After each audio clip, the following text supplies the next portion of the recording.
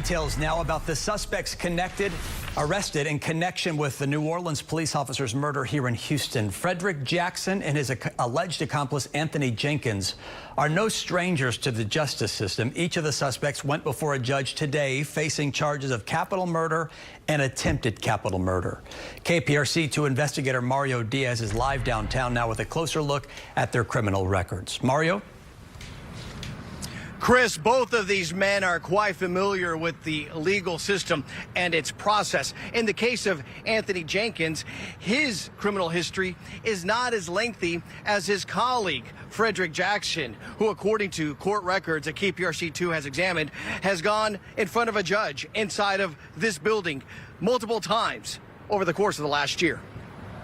What happened to Officer Briscoe and his friend was a tragedy, yet from our perspective was so utterly preventable because we had Jackson. Frederick Jackson, one of two men facing charges in the shooting death of New Orleans police detective Everett Briscoe, has a criminal file that Andy Kahn of Crime Stoppers says is in a class of its own. You could put him on a poster for everything that I've done on bond reform, and you could throw a dart and he would stand out. The file includes 5 bonds involving multiple felonies.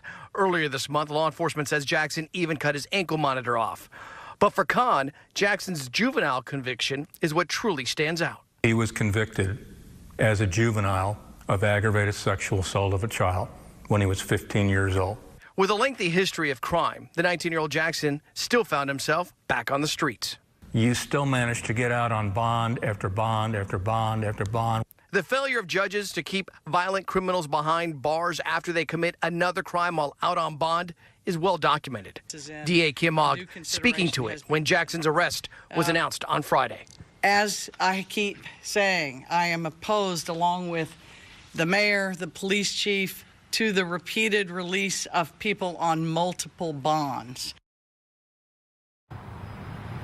KPRC2 Investigates did attempt to speak with Judge Abigail Anastasio inside of the 184th courtroom today. Judge Anastasio was unavailable to comment with regards to cases involving Jackson's past inside of this courtroom, because she said that the cases are still making their way through the legal system. Also, where do we stand with Jackson and Jenkins with regards to bond? There is that fight for bond here. It may potentially, believe it or not, be set in this case. The state is fighting against it. Both men are expected to go before the judge once again in about 48 hours. Live downtown, Mario Diaz, KPRC.